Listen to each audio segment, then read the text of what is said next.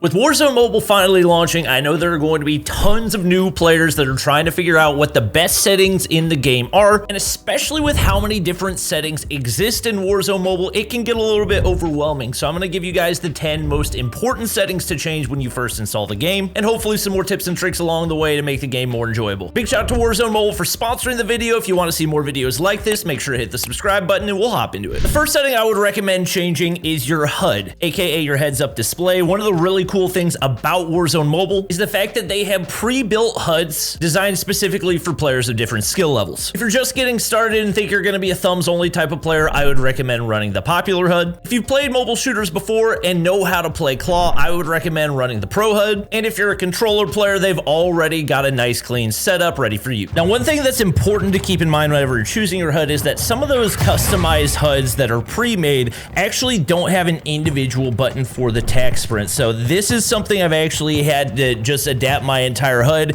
to one of those earlier HUDs that you're able to use. The default manual is one of the ones that does have a tac sprint button on it. So me personally, I don't love having to drag my thumb up all the way to be able to tac sprint because it also kind of limits my ability to manage tac sprint, the situations where I want to use it. Having an individual button for that, I think, is something that's definitely worthwhile. But if you are a 2 or 3 finger player, it's not something you're really going to want to have to worry about. So in that scenario, you're perfectly fine using some of those pre-made HUDs. So after that, we're going to go based on the assumption that you're using all the default settings. I made sure that I made a new account to get an idea of what you're going to be working with and what you need to change. The next setting I would recommend changing is turning off auto mantle, especially once you get into some of the more difficult engagement situations. That's one that can force you into a position that you don't want to be and potentially cost you a gunfight. Even though it might take you a little while to get used to, it's definitely worthwhile to get used to using the jump button properly. I'd also recommend turning off auto crouch, as that can have some of the same repercussions as the auto mantle. For your parachute setting, I would recommend changing it to auto once. So what this means is, especially if you're not paying attention, the game will automatically hit the parachute button for you. Later that same evening.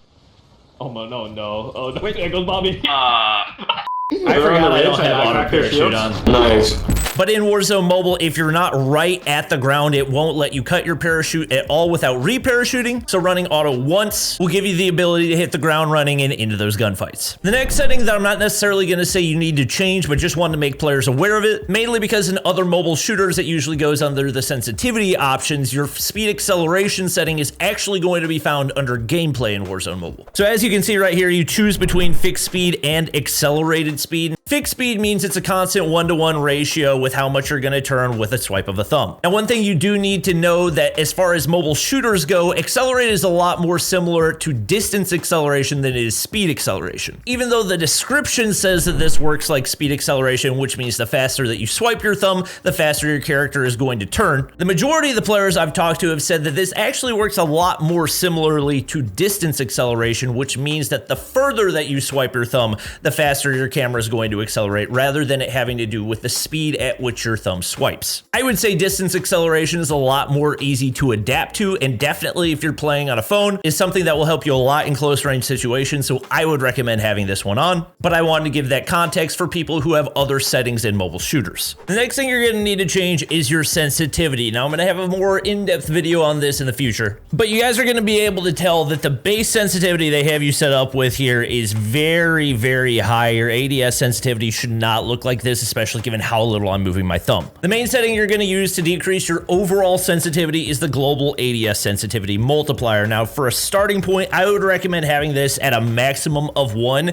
That's going to be low enough that it's more than likely comfortable for the majority of people, while at the same time giving you some flexibility up and down to adjust things to make sure they feel as comfortable as possible. For the time being, you can mess around with the rest of your sensitivities, but I do promise we will have a video covering everything on how this works in the future. The next setting I would recommend changing is your hit marker transparency and the size of it as well. This is going to depend largely on your device, but obviously it is important to know whether or not you're actually hitting your enemies in Warzone Mobile, and obviously this is something that helps you do that, but the beauty of that customization lets you change things depending on the size of your device. So if you're playing on a giant 13-inch iPad like me, you can switch it all the way down to small, but if you want to be able to tell more definitively, you can also adjust the transparency, or if you feel really confident in your shot and you don't really feel a need for it, crank it all the way to small, throw the transparency all the way down to 0.1 and start frying. The final setting you're gonna need to adjust is in your graphics options. While Warzone Mobile has 5 different graphics options, for the time being, the majority of them are not unlockable all on the same device. So even if you have a high-end device, you don't have the option to run low graphics. So I would recommend running on the lowest graphics option that your device will allow. I would recommend running 60, which still feels smooth as butter. It's gonna wrap things up for the video. Hope it was helpful for you guys. Once again, for more content like this, hit the subscribe button, and I'll catch you guys in the next one.